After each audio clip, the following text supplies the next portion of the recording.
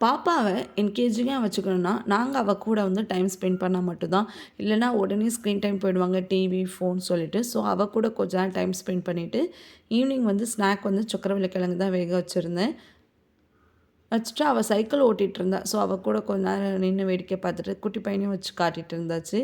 வேடிக்கை பார்த்துட்டு வந்ததும், ஸ்நாக்ஸ் சாப்பிட்டுட்டு அவளோட ஹாபியான கலரிங் பண்ண ஆரம்பிச்சுட்டா.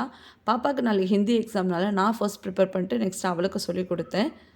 முடிஞ்சதும் அவ தம்பிய டேக் கேர் பண்ணிக்கிட்டா. நான் நைட் டின்னருக்கு பார்த்தீங்கன்னா, பட்டர் கார்லிக் மஷ்ரூமும், சப்பாத்தியும் தான் ரெடி பண்ணியிருந்தேன். இது பார்த்தீங்கன்னா, ரெஸ்டாரண்ட்ல சாஸ்லாம் போட்டு ஒரு ஸ்டார்ட்டர் மாரி குடுப்பாங்க. ரொம்பவே டேஸ்ட் நல்லாயிருக்கும். பட் இன்னைக்கு நாங்க 2 பேர் தானா, ஸோ இதுவே வந்து சப்ஜி மாரி மிளகாய் தூள் போட்டு பண்ணி, சப்பாத்திக்கு வந்து ரெடி பண்ணிட்டோம். இந்த ரெசிபி வேணும்னா கமெண்ட் பண்ணுங்க. நான் கண்டிப்பா ஷேர் பண்றேன். நீங்க உங்க குழந்தைங்களோட எப்படிலாம் டைம் ஸ்பெண்ட் பண்ணுவீங்க? எப்படி அவங்கள வந்து என்கேஜிங்கா வச்சுப்பீங்கன்றத மறக்காம கமெண்ட் பண்ணுங்க. எனக்கு ரொம்ப யூஸ்ஃபுல்லா இருக்கும். தேங்க்ஸ் ஃபார் வாட்சிங்.